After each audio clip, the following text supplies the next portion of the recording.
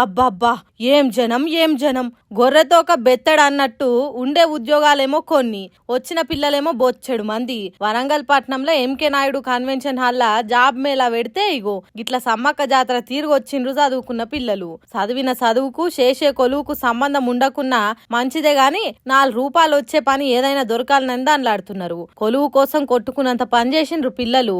ఏడ వెనకబడి పోతామో అని ఒగలనొగలు నెట్టుకుంటా పోతే తొక్కిస్లాట జరిగింది. దర్వాజా కాడున్న అద్దం బలిగి కొందరికి దెబ్బలు కూడా తాకినాయట.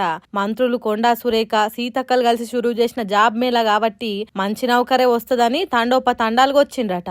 ఇంత మందిలా ఎవలకు జాబ్ వస్తుందో ఎవలకు అదృష్టం ఉన్నదో తెలియదు గాని దీని మీద కొందరు సీఎం డిప్యూటీ సీఎం మాట్లాడిన పాత ముచ్చట్లు యాది చేస్తున్నారు.